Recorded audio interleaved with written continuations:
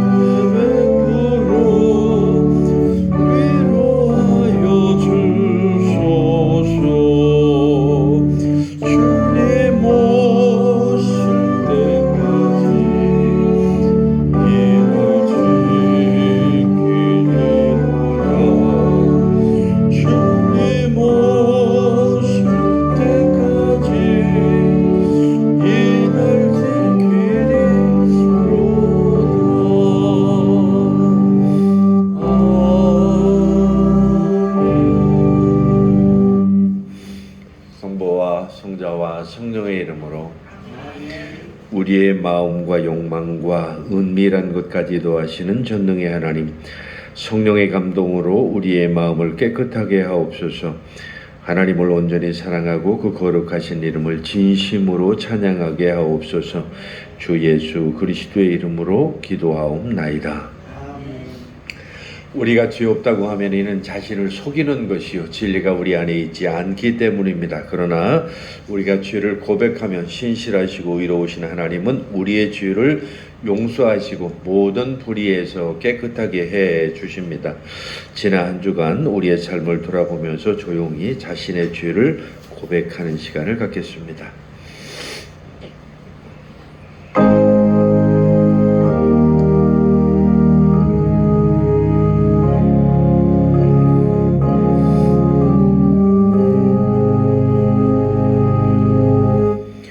우리는 죄에서 벗어날 수 없음을 고백하나이다.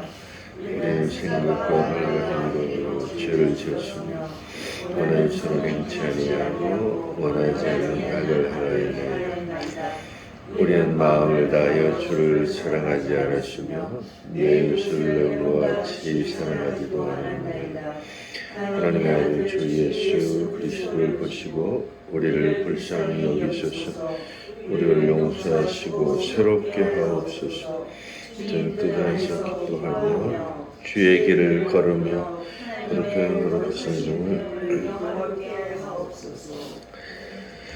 전능하신 하나님 아버지께서 우리를 불쌍히 여기시고 그의 외아들을 보내시사 우리의 죄를 대신하여 죽게 하셨으며 그의 공로로 우리의 죄를 사하여 주셨습니다. 그러므로 소명을 받고 안수받은 하나님의 말씀을 종인 나는 주 예수 그리스도의 명하심에 따라 여러분의 죄가 사하여졌음을 성부와 성자와 성령의 이름으로 선포합니다. 이제 자리에 앉으셔서 찬송가주의 교독문 2번을 같이 교독하겠습니다.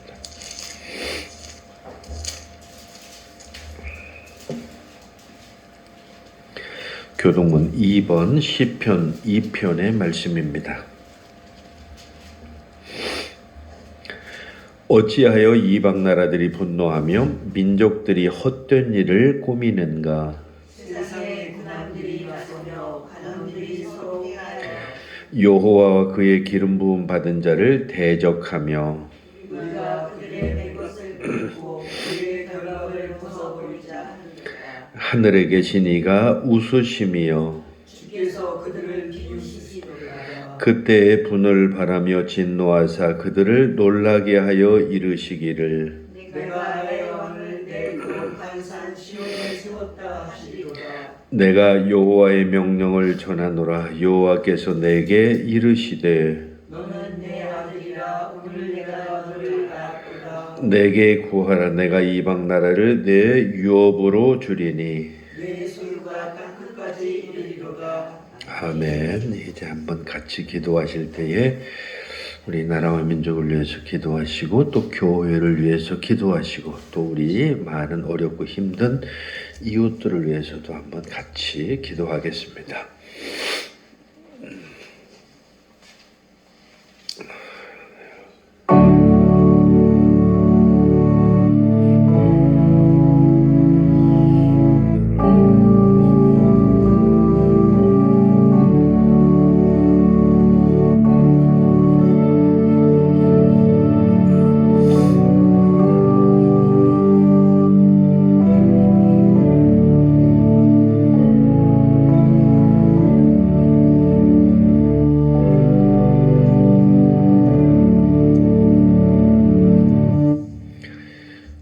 첫 번째 성서 봉독문은 구약성경 출애굽기 24장에 있는 말씀입니다. 출애굽기 24장 8절로 18절까지 있는 말씀입니다. 오늘의 구약성경 말씀인 출애굽기 24장 8절로 18절까지 있는 말씀을 우리 같이 읽겠습니다. 모세가 그 피를 가지고 백성에게 뿌리며 이르되 이는 여호와께서 이 모든 말씀에 대하여 너희와 세우신 언약의 피니라. 모세와 아론과 나답과 아비후와 이스라엘 장로 70인이 올라가서 이스라엘의 하나님을 보니 그의 발 아래에는 청옥을 편 듯하고 하늘같이 청명하더라. 하나님이 이스라엘 자손들의 존귀한 자들에게 손을 대지 아니하셨고 그들을 하나님을 뵙고 여호와께서 모세에게 이르시되 너는 산에 올라 내게로 와서 거기 있으라. 내가 그들을 가르치도록 내가 율법과 계명을 친히 기록한 돌판을 내게 주리라. 모세가 그의 부하 여호수아와 함께 일어나 모세가 하나님의 산으로 올라가며 장로들에게 이르되 너희는 여기서 우리가 너희에게로 돌아오기까지 기다리라. 아론과 훌이 너희와 함께하리니 무릇 일이 있는 자는 그들에게로 나아갈지니라 하고 모세가 산에 오르매 구름이 산을 가리며 여호와의 영광이 시내 산 위에 머무르고 구름이 엿새 동안 산을 가리더니 일곱째 날에 여호와께서 구름 가운데서 모세를 부르시니라. 산 위에 여호와의 영광이 이스라엘 자손의 눈에 맹렬한 불같이 보였고 모세는 구름 속으로 들어가서 산 위에 올랐으며 모세가 40일 40야를 산에 있으니라. 아멘. 오늘 사도서 강문은 베드로 후서에 있는 말씀 보겠습니다. 베드로후서 1장 16절로 21절입니다. 신약성경 384쪽에 있는 베드로후서 1장 16절로 21절까지 있는 말씀을 우리 같이 읽겠습니다. 우리 주 예수 그리스도의 능력과 강림하심을 너희에게 알게 한 것이 교묘히 만든 이야기를 따른 것이 아니요 우리는 그의 크신 위엄을 친히 본 자라. 지극히 큰 영광 중에서 이러한 소리가 그에게 나기를 이는 내 사랑하는 아들이요 내 기뻐하는 자라 하실 때에 그가 하나님의 아버지께서 존귀와 영광을 받으셨느니라. 이 소리는 우리가 그와 함께 거룩한 산에 있을 때에 하늘로부터 난 것을 들은 것이라. 또 우리에게는 더 확실한 예언이 있어 어두운 데를 비추는 등불과 같으니 날이 새어 샛별이 너희 마음에 떠오르기까지 너희가 이것을 주의하는 것이 옳으니라. 먼저 알 것은 성경의 모든 예언은 사사로이 풀 것이 아니니 예언은 언제든지 사람의 뜻으로 낸 것이 아니요 오직 성령의 감동하심을 받은 사람들이 하나님께 받아 말한 것임이라. 아멘. 우리 찬송가 94장 찬송 드리겠습니다.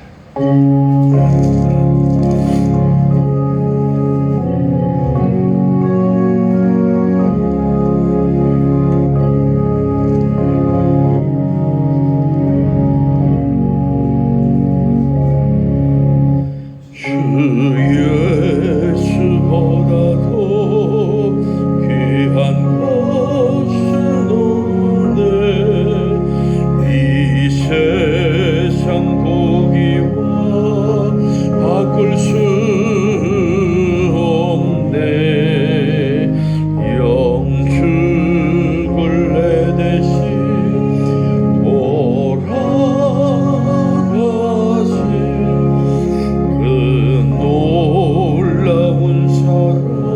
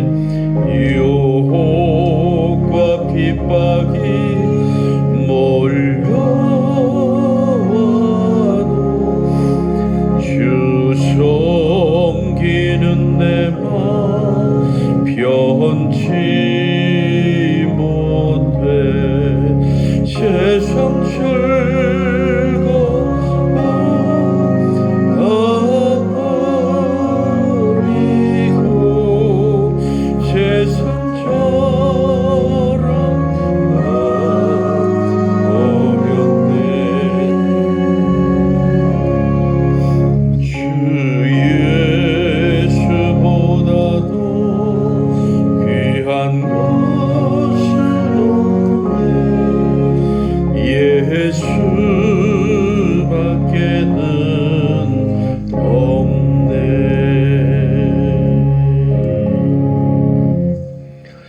오늘 복음서 말씀은 마태복음 17장에 있는 말씀 같이 보겠습니다. 마태복음 17장 1절로 9절까지 있는 주님의 말씀을 펴시고 주님의 말씀을 듣기 위해서 자리에서 일어서시겠습니다. 오늘의 주님의 말씀은 마태복음 17장 1절로 9절까지 있는 말씀을 제가 대신 여러분들에게 읽어드리도록 하겠습니다. 엿새 후에 예수께서 베드로와 야고보와 그 형제 요한을 데리시고 따로 높은 산에 올라가셨더니 그들 앞에서 변형되사 그 얼굴이 해같이 빛나며 옷이 빛과 같이 휘어졌더라. 그때에 모세와 엘리야가 예수와 더불어 말하는 것이 그들에게 보이거늘 베드로가 예수께 여쭈어 이르되 주여 우리가 여기 있는 것이 좋사오니 만일 주께서 원하시면 내가 여기서 초막 셋을 질 때 하나는 주님을 위하여 하나는 모세를 위하여 하나는 엘리야를 위하여 하리이다. 말할 때에 호련히 빛난 구름이 그들을 덮으며 구름 속에서 소리가 나서 이르되 이는 내 사랑하는 아들이요 내 기뻐하는 자니 너희는 그의 말을 들으라 하시는지라. 제자들이 듣고 엎드려 심히 두려워하니 예수께서 나와 그들에게 손을 대시며 이르시되 일어나라 두려워하지 말라 하시니 제자들이 눈을 들고 보매 오직 예수 외에는 아무것도 보이지 아니하더라. 그들이 산에서 내려올 때에 예수께서 명하여 이르시되 인자가 죽은 자 가운데서 살아나기 전까지는 본 것을 아무에게도 이르지 말라 하시니. 아멘. 사도신조로 우리 신앙 고백 드리겠습니다. 전능하사 천지를 만드신 하나님 아버지를 내가 믿사오며 그의 아들 우리 주 예수 그리스도를 믿사오니 이는 성령으로 잉태하사 동정녀 마리아에게 나시고 본디오 빌라도에게 고난을 받으사 십자가에 못 박혀 죽으시고 장사한 지 사흘 만에 죽은 자 가운데에서 다시 살아나시며 저리로서 전능하신 하나님 우편에 앉아 계시다가 저리로서 산자와 죽은 자를 심판하러 오시리라. 성령을 믿사오며 거룩한 공회와 성도가 서로 교통하는 것과 죄를 사하여 주시는 것과 몸이 다시 사는 것과 영원히 사는 것을 믿사옵나이다. 아멘. 이제 자리에 앉으셔서 찬송가 204장 찬송 드리겠습니다.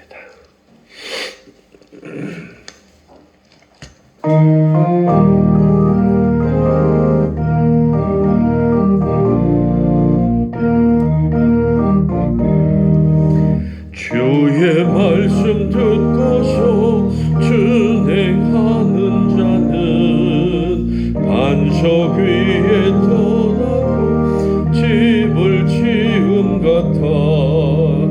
비가 오고 물나며 바람 부딪혀도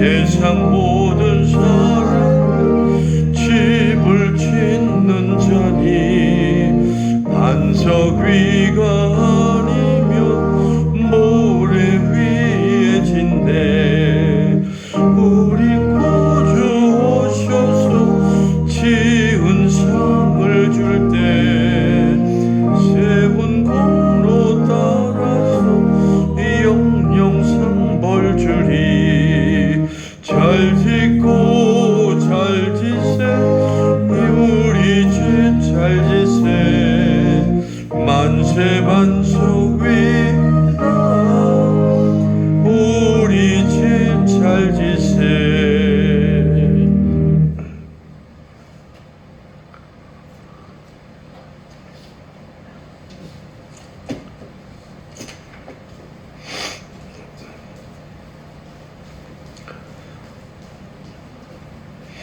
하나님 아버지와 우리 주 예수 그리스도로부터 오는 은혜와 평강이 오늘도 여러분과 함께 하시기를 간절히 축원합니다. 오늘 제가 감기가 아직도 잘 저를 떠나질 않아서 목소리가 조금 여러분이 좀 거슬리더라도 용서해 주시기 바랍니다. 오늘은 같이 읽었던 복음서 말씀인 마태복음 17장 1절로 9절까지 있는 말씀을 중심으로 해서 이것은 무슨 의미입니까? 라고 하는 제목으로 같이 은혜를 나눠보려고 합니다. 이렇게 제목을 정한 이유가 있는데요. 우리가 조금 관심 있게 봐야 될 사항입니다. 왜냐하면 사실 우리가 이 세상에 교회들이 수도 없이 많죠. 수많은 교회들이 있는데 크게는 우리 개신교들이 있고 천주교 가톨릭도 있고 그리스도 로마 쪽 러시아 쪽에 있는 그리스도 정교회도 있고 다양한 교단과 교파들이 있죠. 특히 우리 개신교 안에서는 수백 개의 교파들이 있습니다. 그 중에는 감리교도 있고 성결교도 있고 장로교도 있고 수도 없이 많은 교파들이 있는데 다 무엇이 다를까라고 하는 것에 대해서 간단하게 얘기할 수는 없죠. 너무 복잡한 그런 사연들이 많으니까 그렇게 생겨나게 된 여러 가지 원인도 우리가 찾아봐야 될 것이고 또 그 나름대로 여러 가지 특색도 찾아봐야 될 것이고 하여간 여러 가지 많은 것들이 특히 이제 우리 한국 교회 같은 경우는 사실은 교파 특색이 별로 없어요. 우리 한국 교회는 가서 그 교회를 방문해 보면 그 설교 내용도 그 차이가 별로 나는 게 없습니다. 비슷비슷한 내용의 그 설교 내용이라고는 딱 한 가지예요. 어느 교회가 부흥을 해서 교인들이 많아졌다. 그래서 그 교회가 1년 만에 100명이었던 교인이 200명이 됐다. 그러면 일단 그 목사님 설교 흉내내는 거예요.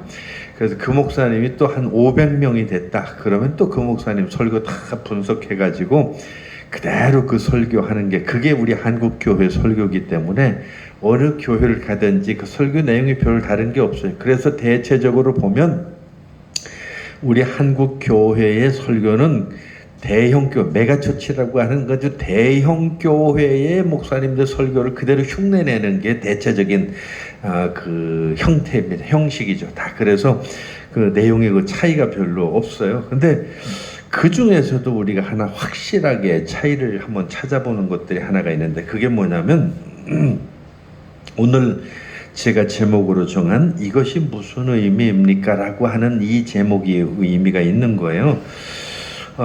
대체적으로 일반적으로 교회를 가면은 나름대로 굳이 그 특색을 찾아본다고 한다면 우리가 흔히 말하는 장로교회라든지 하는 이런 교회들은 주로 이제 하나님의 영광에 대한 이야기를 많이 합니다. 그래서 그분들을 우리가 흔히 말할 때 무슨 영광의 신학이다라고 하는 얘기도 많이 하고요. 그 교회 가게 되면 그런 교회에서는 주로 많이 써먹는 단어가 두 가지가 있어요. 제일 많이 얘기하는 것 중에 특히 설교에서 많이 얘기하는 것 중에 첫째는 영광이라고 하는 얘기고요. 두 번째는 은혜라고 하는 그런 표현을 아주 많이 씁니다. 그리고 조금 전에 이야기했던 그 대형 교회들, 막 아주 강남에 가거나 이런 데 하면 막 수십만 명이 모이고 어디는 수만 명들이 모이는 그야말로 어마어마한 대형 교회들을 가면 거기는 공통점들이 있어요. 다른 게 없어요. 거기를 나가는 교인들은 좀 실망스러운 얘기고 여러분들이 오해 없이 들으시기를 바랍니다. 거기 나가서 앉아있는 사람은 딱 한 가지예요. 오늘 목사님이 나에게 무슨 말씀을 해주실까라고 하는 걸 기대하고 가요. 이 말이 무슨 얘기인지 여러분 잘 이해가 안 되죠? 그 말은 다른 것이 아니라 오늘 내가 지금 돈 때문에 굉장히 힘들어요. 그럼 오늘 하나님이 우리 목사님을 통해서 나에게 이 돈을 어떻게 하라고 말씀하시는지 거기에 관심을 다 집중해요. 그리고 또 하나, 내가 지금 가정이 복잡해요. 그러면 오늘 목사님이 우리 가정을 위해서 무슨 말씀을 주실까라고 하는 거기에 또 집중을 합니다. 그리고 그것뿐만 아니라 뭐 결혼이라든지 뭐 인생의 운명이라든지 하는 이런 것들에 대해서 저 목사님이 나에게 오늘 어떤 말씀을 주실까라고 하는 것 때문에 일단 마음이 목사님을 향해서 쫙 열려져 있죠. 그래서 그런 교회 가면은 목사님의 말씀이라고 하는 것이 굉장한 권위가 있어요. 그래서 목사님의 말씀에 권위가 있다 보니 목사님도 권위가 있어요. 최근에 온라인에 아주 시끄러웠던 거 있죠. 여기도 순복음교회 이용훈 목사님이 미국인가 어디를 방문했던가 봐요. 그랬더니 차에서 내리기도 전에 그 가드들, 경비들이죠. 그 가드, 보디가드들이죠. 5명이 쫙 내려가지고 막 그 목사님 그 차 주변을 딱 에워싸고 사람들 접근 못하게. 그래서 거기에 왔던 옆에 사람이 그걸 촬영을 하면서 무슨 VIP 뜬 줄 알았다고. 내리는 거 보니까 그 양반이었는데, 그 정도의 이제 큰 대형 교회 목회자들은 이제 그 목사님이 이제 권위를 생기게 되고, 그러다 보니 그 목사님 중심의 그런 교회가 이루어지게 됩니다. 근데 그런 교회들 중에서 이제 특히 우리가 오순절 교회라고 하는 그런 교회들인데, 이제 주로 우리가 흔히 말하는 순복음 교회나 하는 뭐 이런 쪽들을 오순절 교회라고 그래요. 그래서 그런 주로 교회를 가면은 막 박수를 치고 막 흥분을 하고 막 하나님의 눈물 콧물을 흘리고, 그런 교회들의 주로 그 핵심 포인트가 뭐냐면 다른 게 없어요. 은사예요, 은사. 내가 하나님으로부터 뭐 기도의 은사를 받았다, 하나님으로부터 내가 예언의 은사를 받았다, 내가 하나님으로부터 이런 치유의 은사를 받았다 하면서 막 그 은사에 대한 굉장한 관심을 가지고 있죠. 뭐 가톨릭도 사실은 그 나름대로 특색이 있어요. 가톨릭 같은 경우는 이제 어떤 규칙이나 규정 같은 것들에 대한 것이 상당히 좀 꼼꼼하게 잘 돼 있죠. 상당히 조직적이죠. 그러다 보니까 그런 것들에 대한 상당한 관심이 많아요. 그런데 우리 루터교의 특징이 뭐냐라고 하면 제가 오늘 제목에 적은 게 바로 그거예요. 이것이 무슨 의미입니까? 라고 하는 게 이게 우리 루터교회의 특징이에요. 이게 왜 특징이냐? 이것은 다른 이유가 없어요. 말틴 루터가 종교개혁을 일으키면서 그 종교개혁의 여러 가지 원리 중에 하나가 솔라 스크립투라라고 하는 게 있는데, 다른 게 아니에요. 모든 삶의 기준, 그러니까 오직 성경을 떠나서 우리가 얘기해서는 안 된다라고 하는 게 말틴 루터가 강조했던 건데, 모든 것은 성경에 근거를 두고 성경이 기준이 되고 성경 속에서 우리가 해답을 찾아야지 목사님이 우리에게 어떤 해답을 주는 거 아니라는 거 믿습니까? 근데 우리 상상이 그렇게 안 돼요. 목사님이 은혜를 받아서 그 말씀을 주시니까 그냥 그런가 보다고 믿죠. 그래서 목사님이 오늘 여러분 은혜 받았으니까 다음 주에 그냥 집 하나 팔아서 헌금하세요. 믿습니까? 그럼 아멘 하고 집 팔아요. 좀 이건 극단적이긴 한데 사실 그렇죠. 우리 현실이 그래요. 그런데 오늘 우리 루터교회가 지향하는 바가 뭐냐면 What does this mean? 그러니까 이것이 무슨 의미를 지닙니까? 라고 하는 이게 굉장히 중요한 의미를 가지는 거예요. 왜 이게 중요한 의미냐면 우리가 지난번 이미혜 성도 세례 받을 때 제가 요 책을 줬는데 이거 많이 읽어봤죠? 이거 많이 읽어봤는데 이게 뭐냐면 말틴 루터가 소교리 문답서라고 그래서 이제 많은 그 당시에 성도들이 하나님의 말씀에 대해서 잘 이해하지 못할 때에 그 이해할 수 있도록 이 말틴 루터가 꾸며놓은 그 하나의 어떤 좋은 우리 기독교의 핵심이라고 얘기할 수 있는 그 교리가 담겨 있는 그런 내용들이에요. 그래서 이런 정도는 우리가 최소한 그리스도인이라고 하면 알아야 된다라고 하는 내용을 이렇게 여기서 만들어 놨죠. 그런데 재미있는 것은 이 모든 마틴 루터가 여기서 제목을 다 질문할 때 모든 질문의 첫 번째 질문을 다 똑같이 그래. 이것은 어떤 의미입니까? What does this mean? 이게 어떤 의미입니까? 다 똑같은 질문을 계속해서 물어요. 이것은 어떤 질문입니까? 대답. 이것은 어떤 질문입니까?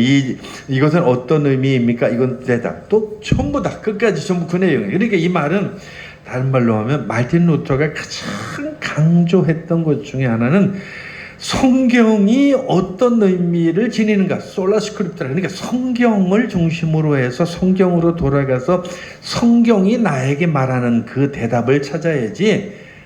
이 목사님이 오늘 집 팔으라고 딱 해서 그게 하나님의 뜻이라고 생각해서 할렐루야 하고 있는 집 파는 그게 아니라는 거예요. 괜히 또 이 설교 또 외부로 유출되면 또 이거 오해가 될 것 같아서 불안하기도 하네요.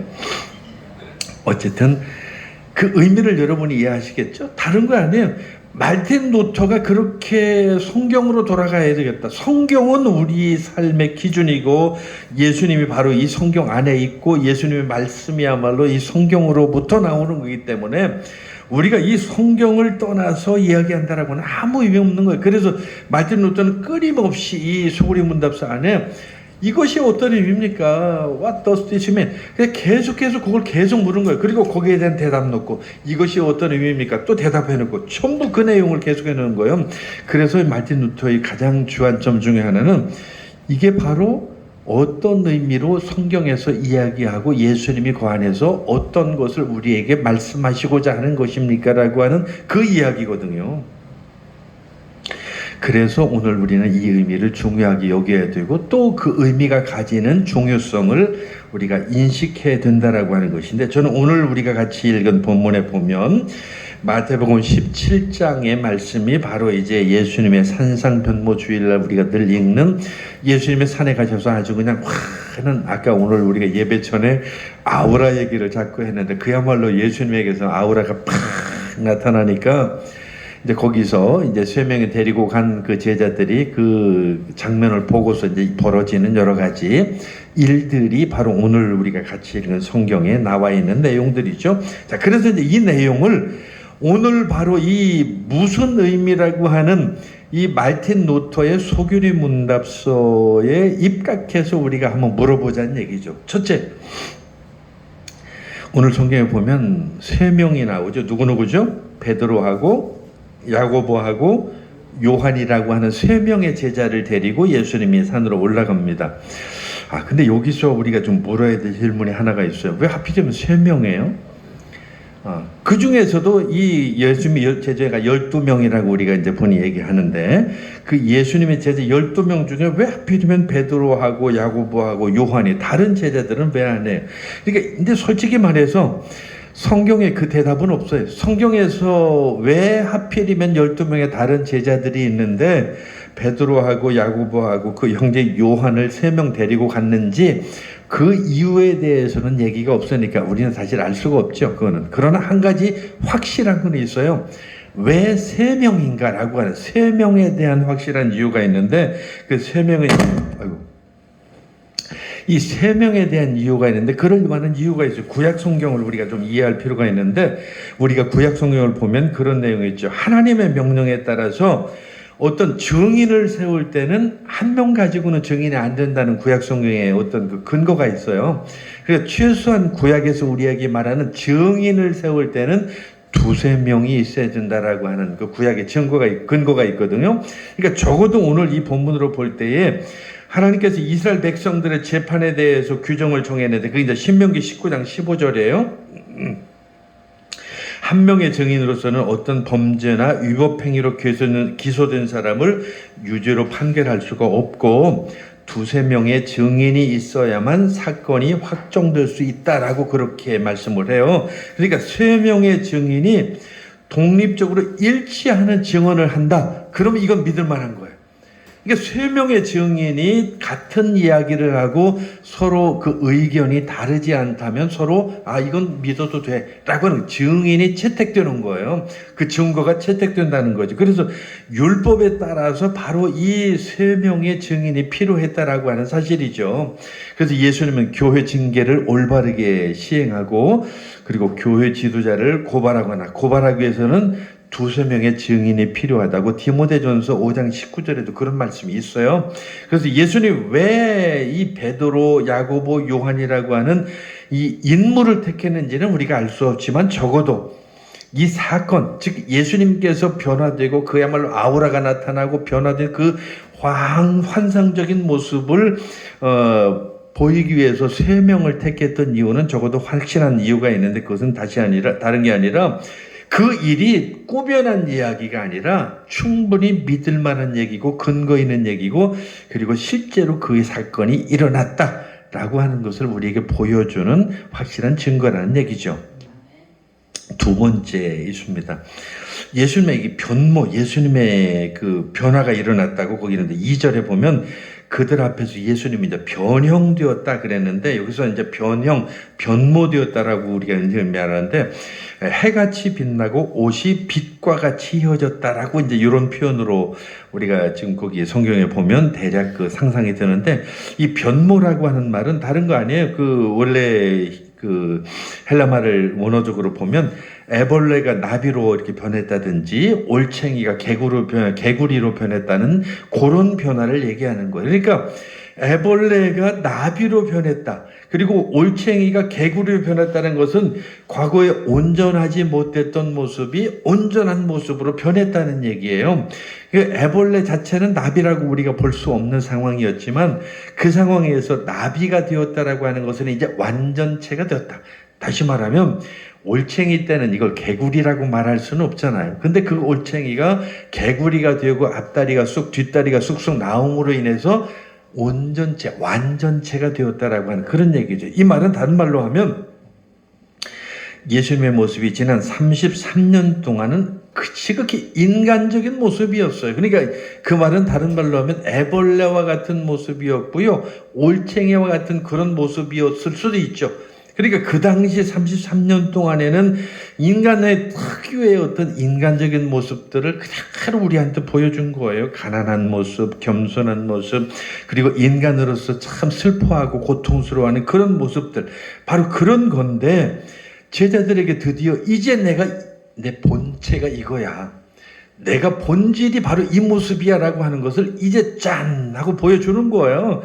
그래서 제자들이 이제야말로 드디어 이분이 메시아구나. 이분이 진짜 우리가 그동안에 기대했던 바로 그분이구나 라고 하는 것을 바로 거기서 깨닫게 되는 거죠. 그래서 이때부터 제자들이 그동안에는 뭐 여러 가지 여러 모양으로 그냥 의심도 하고 배반도 하고 막 그랬지만 이제 목숨을 다해서 이제 예수님에 대한 어떤 그런 삶의 그 복음을 증거하는 그런 일들이 벌어지게 되는 거죠. 이게 엄청난 사건이죠. 그래서 예수님의 이 변모라고 하는 이 사건이 예수님이 과거의 인간으로서의 모습이 아니라 이제는 하나님으로서의 모습이 제자들에게 온전하게 보여졌다. 이것이 바로 오늘 이 사건의 그 진정한 그 진위다라고 이렇게 말할 수 있는 거죠. 자, 그리고 세 번째 하나 또 있죠. 모세하고 엘리야에게 나타나서 이제 예수님하고 대답했다라고 하는 대화했다라는 얘기는 거기 3절 이하의 그 내용이 나죠. 그때의 모세와 엘리야가 그 예수님과 더불어서 말하는 것을 그들이 이제 봤다고 그랬는데 여기서 이 모세와 엘리야라고 하는 그 두 인물은 좀 우리가 관심 있게 볼 만한 그런 인물이에요. 왜냐하면 이 모세라고 하는 사람은 신의 산에서 율법을 주시는 하나님의 도구였고, 그리고 엘리야는 구약에서 가장 유명한 하나님의 예언자였기 때문에 이 두 사람이야말로 어찌 보면 구약 성경 전체를 대표하는 인물이다라고 얘기해도 과언이 아닐 정도로 상당히 대표적인 인물들이죠. 근데 여기서 또 다른 질문 하나가 또 떠올라요. 이 베드로라든지 야고보라든지 요한 이 세 명이 지금 거기 있었는데 어떻게 이 사람들을 좀 알아볼 수 있었을까라고 하는 그런 의문도 좀 들죠. 근데 사실은 그 내용을 우리가 알 수는 없죠. 어쨌든 전체적인 이 내용을 본다고 할 때에 하나님이라고 하는 것은 이 모세와 그리고 이 엘리야라고 하는 그 과거의 인물을 현실로 불러낼 수 있는, 이 말은 다른 말로 하면 어떤 그 부활의 어떤 능력을 가지고서 새로운 인물로, 확실한 현실적인 인물로 만들어낼 수 있는 그런 하나님의 능력이 거기서 우리에게 보여졌다. 이 말은 다른 말로 하면 중요한 얘기죠. 오늘 우리가 그리스도 안에서 하나님의 부활, 그 그리스도 안에서 부활에 대한 우리 교리를 늘 이야기하는데, 그것이 그냥 꾸며낸 이야기나 상상이 아니라 오늘 이 모세나 엘리야를 통해서 보듯이 바로 그렇게 오늘 우리가 확실하게 다시 현실로 드러날 수 있는 그런 가능성, 그리고 그것이 약속된 그 분명히 믿을 만한, 신뢰할 만한 그런 사건이다라고 하는 것을 우리에게 보여주는 한 사건이라고 말할 수 있는 거죠. 특히 예수님의 삶이라든지 죽음 그리고 부활에 대해서 이야기하고 있었다고 한다면, 이 세상에서 그 믿음의 싸움을 계속하고 있는 바로 우리가 무엇에 대해서 이야기해야 되는지 일종의 단서도 우리가 거기서 찾아볼 수가 있죠. 다시 말하면 바로 여기서 말하는 그들은 예수님, 그분의 삶과 죽음 그리고 부활에 대해서 얘기하고 있었다라고 하는 것을 아주 우리가 또 관심 있게 봐야 되는데, 거기 4절 이하에 보면 쭉 여기 오늘 본문에는 사실 그게 기록이 안 되죠. 누가복음 3장 31절에 보면은, 오늘 마태복음은 그 얘기를 안 하지만 그 같이 더불어 이야기를 나누는데 무슨 얘기를 나눴냐면, 그들은 예수께서 예루살렘에서 이루실 승천에 관하여 이야기했다. 그러니까 이 말은 다른 말로 하면 바로 예수님의 삶과 죽음 그리고 그 부활에 대해서 얘기를 하고 있었다는 거예요, 같이.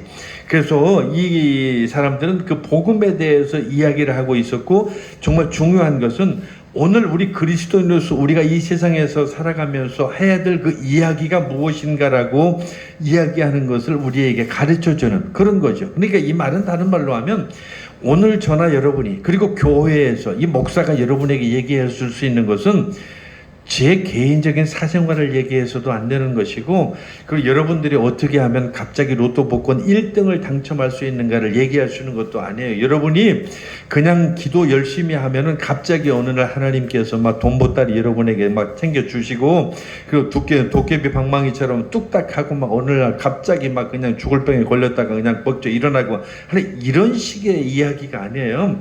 오늘 우리가 그 이야기를 여기서 이야기하자는 것이 아니라 바로 복음, 예수님께서 이 땅에 사셨고, 그리고 어떤 것을 우리에게 말씀하셨고, 그리고 우리에게 어떤 것을 약속하셨고, 그리고 그분이 장차 우리에게 어떤 것을 이루실 것인가라고 하는 그 내용이 바로 복음이거든요. 그런 것을 오늘 우리가 이야기하고 오늘 그런 것들이 선포되어져야 된다는 얘기죠. 아까 제가 얘기했던 메가처치 얘기 또 다시 얘기하면, 오늘날 대형교회라고 하는 것은 사람들이 아무래도 위로받기 위해서 교회를 가니까 또 그럴 수밖에 없죠. 그러니까 내가 듣고 싶은 얘기를 들을 수밖에 없는 거예요. 그래서 여러분 마음이 아프시죠?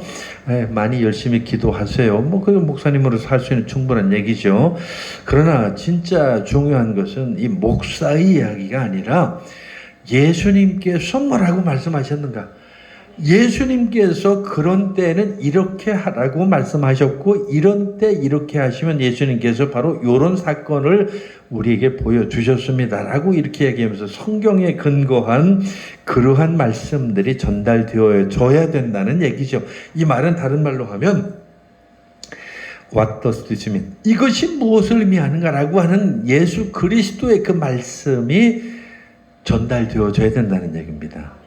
그래서 오늘날 우리 한국 교회가 회복해야 될 게 바로 그거죠. 예수님이 무엇을 말씀하셨는가를 전하는 거예요. 목사님이 뭘로 말씀하셨는가, 이건 중요한 거 아니에요. 예수님이 무엇을 말씀하셨는가라고 하는 그런 얘기죠. 자, 오늘 본문에는 관심 있게 또 볼 무엇이라고 하는 게 또 하나가 있는데, 그것은 베드로의 행동에 대한 얘기예요. 베드로가 참 오늘 성경에도 그렇지만 상당히 좀 이 성경은 모자라는 사람으로 나와요. 베드로는 조금 뭐라 그럴까요? 좀 건성건성한, 좀 대충대충한 이런 삶. 어찌 보면 저도 좀 그런 스타일이라서 좀 정이 가기는 한데, 베드로가 그냥 정신없이 그 장면을 보자마자 하나님 나 예수님 나 여기다가 초막을 짓고서 정말 여기서 영원토록 그냥 살고 싶은데 그 초막이 누구를 위해서 하나는 모세를 위해서 하나는 엘리야를 위해서 그리고 예수님을 위해서 여기다 내 짓고서 이렇게 살고 싶어요. 그러니까 좀 앞뒤 문맥도 분별하지 못하는 좀 철없는 이야기를 이 베드로가 여기서도 얘기하는데 어디 여기뿐만이 아니죠. 물 위를 걸으려다가 실패했던 것도 바로 이 베드로였고요.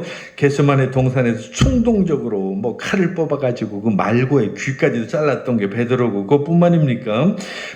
마지막 순간에 그냥 그 예수님 그 힘든 그런 상황에도 나는 예수님 모른다고 그 부인을 3번씩이나 했던 그런 베드로라고 하는 사실을 우리가 보면서 오늘 이 본문에서 그래 베드로는 이럴 수 있어 라고 하는 이런 위로를 받는 건데 오늘 이 본문이 또 우리에게 전해주는 중요한 의미는 다른 게 아니에요.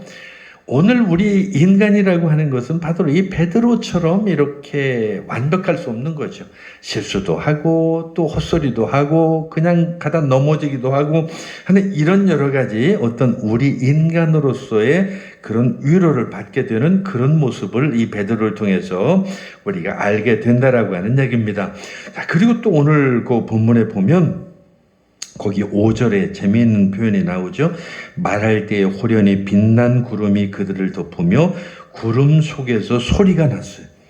이는 내 사랑하는 아들이요 내 기뻐하는 자니 너희는 그의 말을 들으라 라고 이렇게 사실 이 구름의 의미는 굉장히 재밌어요. 오늘 이렇게 짧게 얘기할 수 있는 내용은 아닌데 성경은 이 구름에 대해서 굉장히 다양한 의미를 우리한테 보여주는데 모세가 하나님의 율법을 받기 위해서 시내산에 올라갔을 때에도 거기 구름에 대한 이야기가 나오고요.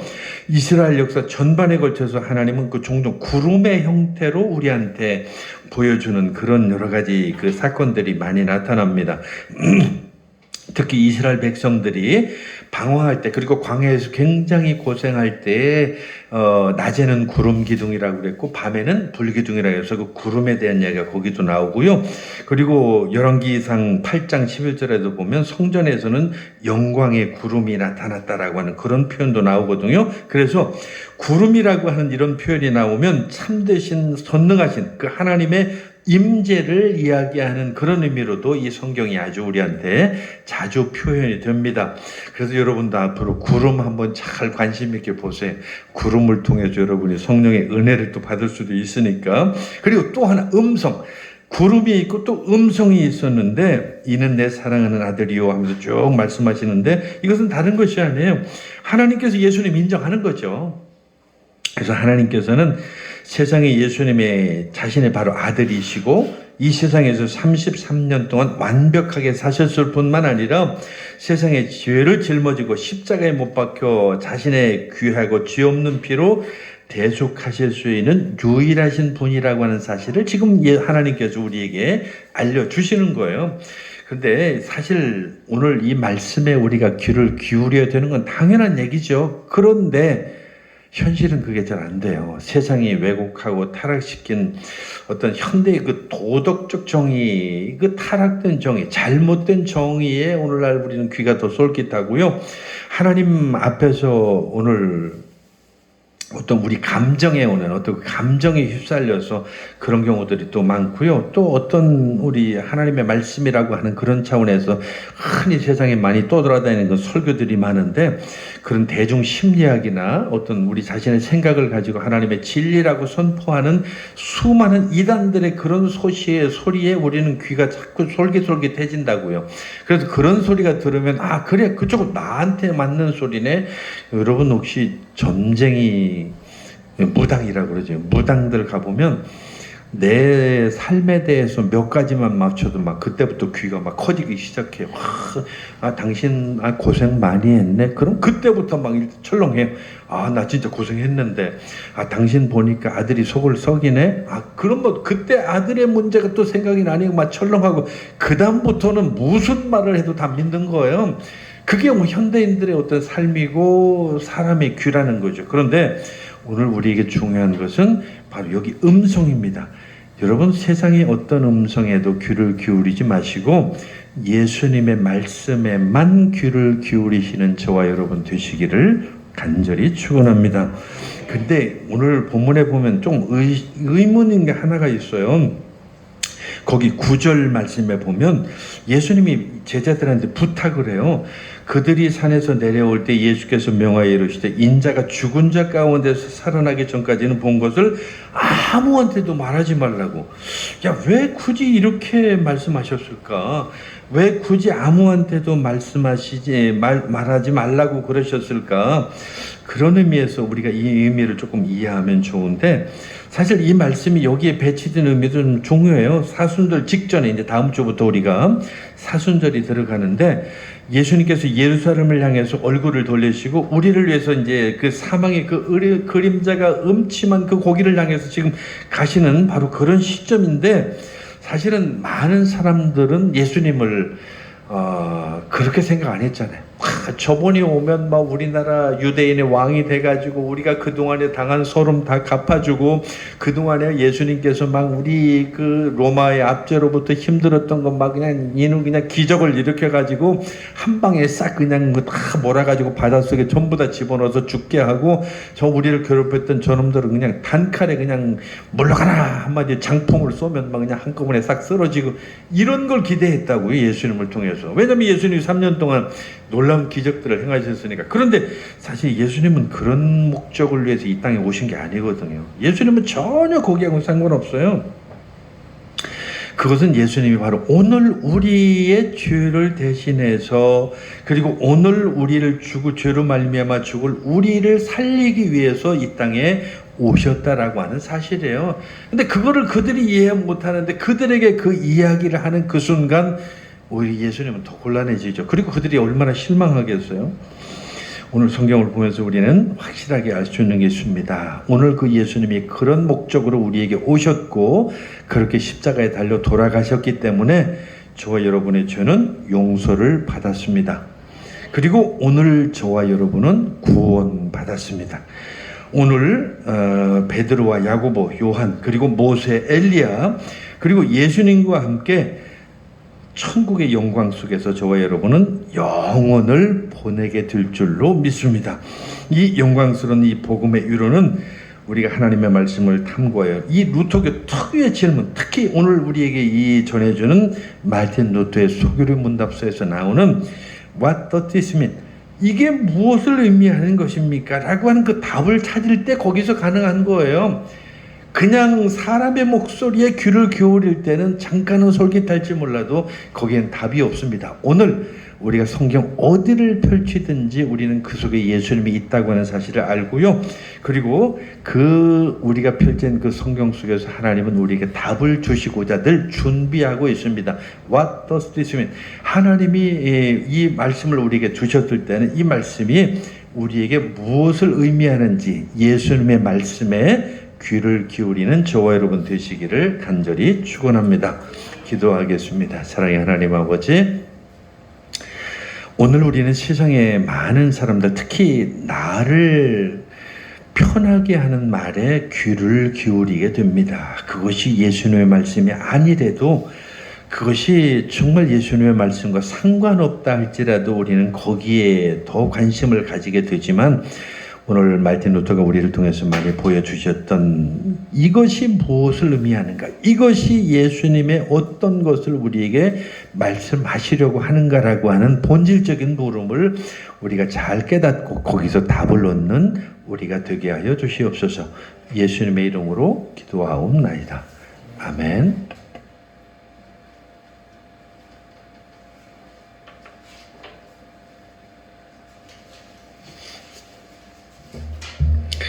이제 우리 519장 찬송 부르시면서 봉헌 드리겠습니다.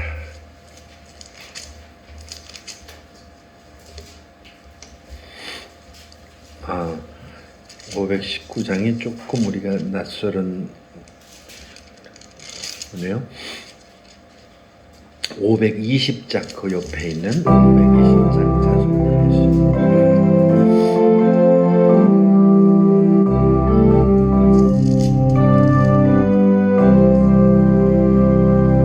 듣는 사람 받아 복음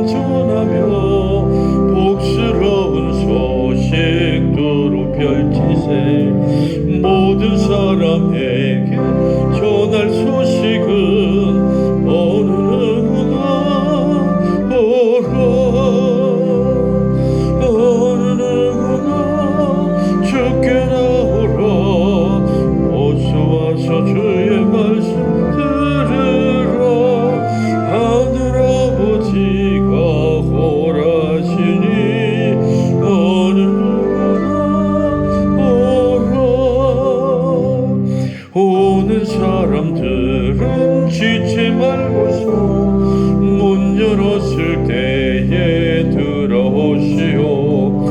생명길은 오직 구주 예수님, 어느 누구나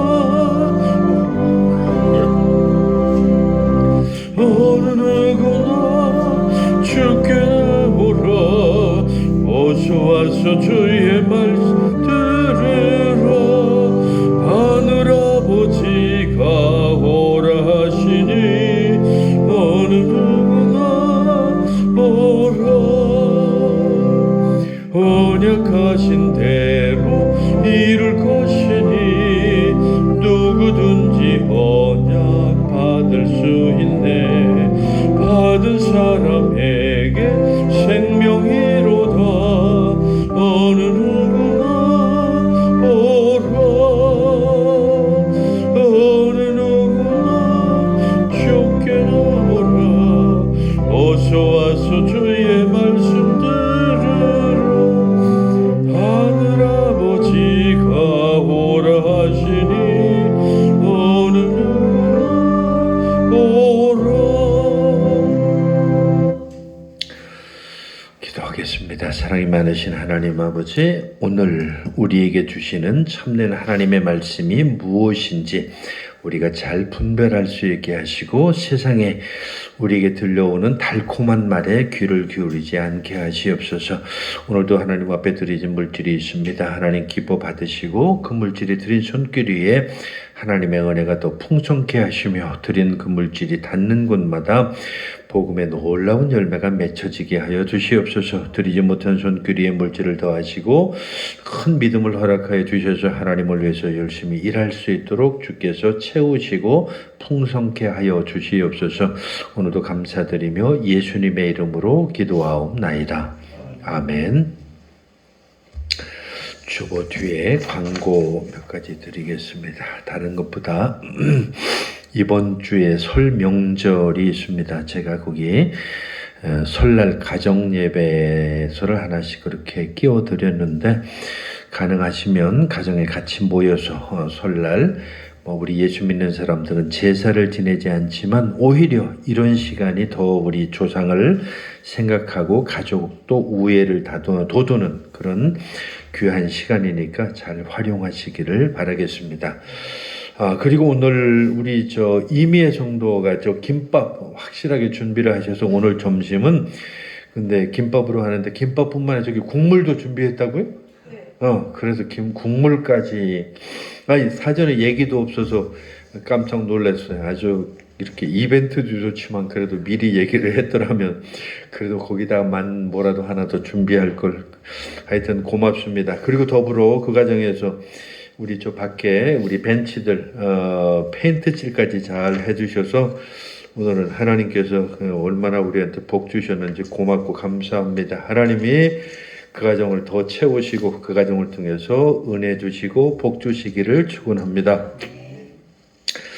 그 밖의 내용들을 잘 참고하시고요. 설 명절 은혜 가운데 잘 보내시기를 바라겠습니다. 이제 우리 다 같이 자리에서 일어나셔서 1장 찬송 부르시고 축도로 마치겠습니다.